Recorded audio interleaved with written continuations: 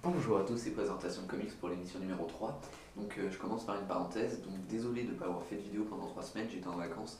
Mais là on va reprendre tout de suite avec Deadpool Corp. Parce que pendant les vacances j'ai lu plein de comics, et là Deadpool Corp c'est un comics que j'ai lu et que j'ai apprécié. Alors qu'est-ce que Deadpool Corp? Deadpool Corp, comme le nom l'indique, c'est des Deadpool, mais Corps veut dire organisation un peu, donc là c'est une organisation de Deadpool.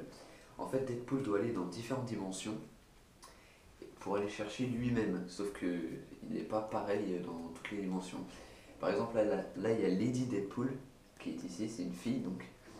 Là il y a Dogpool qui est un chien, Kidpool qui est Deadpool en tigre, et Tedpool qui est juste une tête zombie en fait, avec un espèce de casque avec une hélice pour voler. Alors il y a 5 histoires dedans, une histoire pour chaque différent Deadpool, et la cinquième c'est là où enfin, il doit sauver l'univers, voilà. En fait, c'est le gardien éternel qui lui demande d'aller chercher ses autres Deadpool pour sauver l'univers. Voilà. Alors après, je vais vous montrer différentes planches. Là, je vais vous montrer. Alors, c'est dessiné par un dessinateur différent à chaque histoire. Là, je vais vous montrer Lady Deadpool en dessous de sa splendeur. Voilà, ici. Lady Deadpool, qui est vraiment magnifique. Après, je vais vous montrer Kidpool. Donc, désolé si je cherche les pages. Mais voilà, il y en a beaucoup qui disaient que je cherchais beaucoup les pages, mais c'est amateur. Donc voilà. Là, on voit Kidpool qui se fait emmerder par Angel, Wolverine, Colossus, parce qu'il est à l'Institut Xavier. Voici Dogpool, le chien. Et le dernier, c'est Tedpool. Alors, Tedpool qui est. Excusez-moi de chercher, qui est ici, voilà, on voit pas très bien, voilà. Et voici le quartier général des différents Deadpool, voilà. Ils sont tous réunis dans leur quartier général. Donc voilà,